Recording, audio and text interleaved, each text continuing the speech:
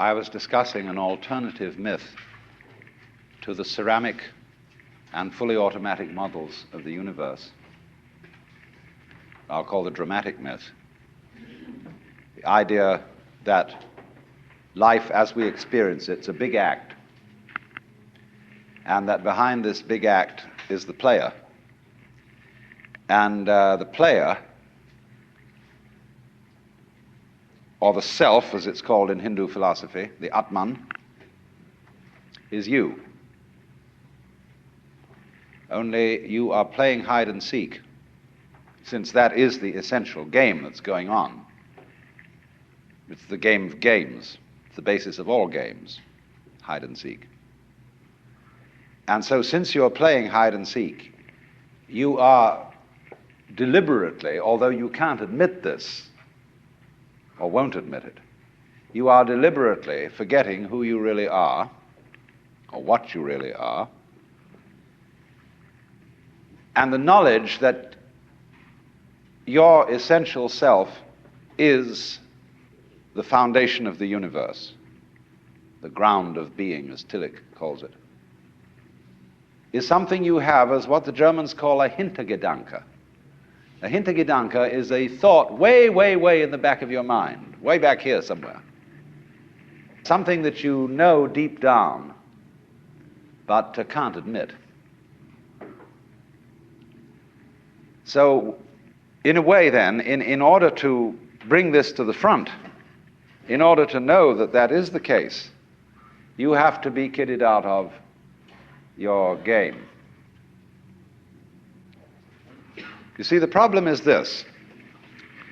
We identify in our experience a differentiation between what we do and what happens to us. We have a certain number of actions that we define as voluntary, and we feel in control of those. And then over against that, there is all those things that are involuntary.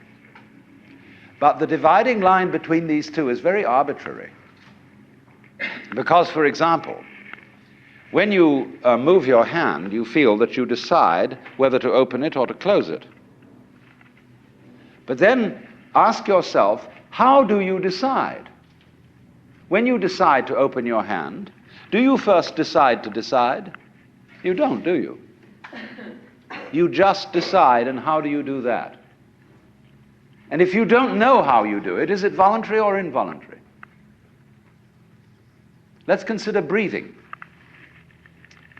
You can feel that you breathe deliberately. You can control your breath. But when you don't think about it, it goes on. Is it voluntary or involuntary? And so we come to have a very arbitrary definition of self. That much of my activity which I feel I do. And that then doesn't include breathing most of the time. It doesn't include the heartbeats. It doesn't include the activity of the glands. It doesn't include digestion. It doesn't include how you shape your bones, circulate your blood. Do you or do you not do these things?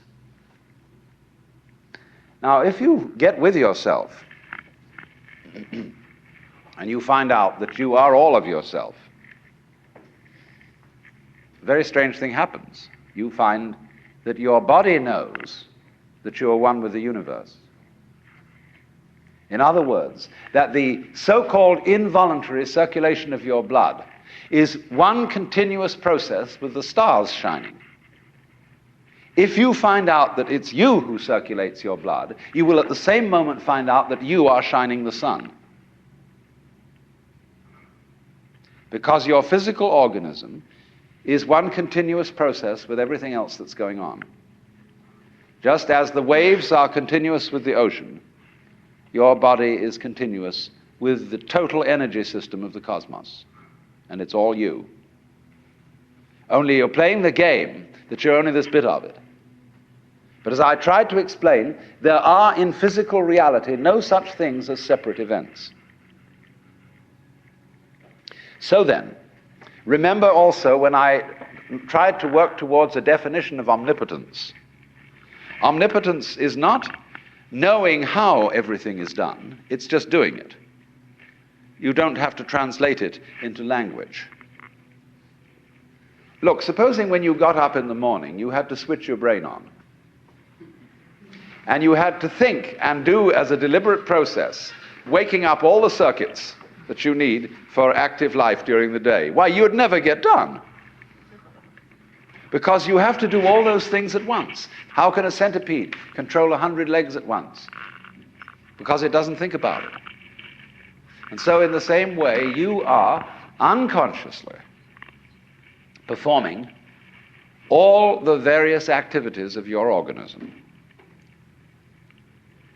Only unconsciously isn't a good word, because it sounds sort of dead. Superconsciously would be better. Give it a plus rather than a minus.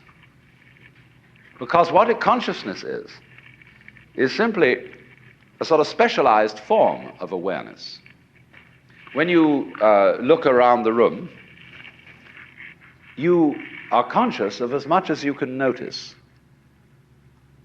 And you see an enormous number of things which you don't notice. If, for example, I look at a girl here and somebody asks me later, what was she wearing? I may not know, although I've seen, because I didn't attend. But I was aware, you see. And perhaps if I could, under hypnosis, be asked this question, where I would get my conscious attention out of the way through being in the hypnotic state, I could recall what dress she was wearing. So then, just in the same way as you don't focus your attention on how you make your thyroid gland function, so in the same way you don't have any attention focused on how you shine the sun.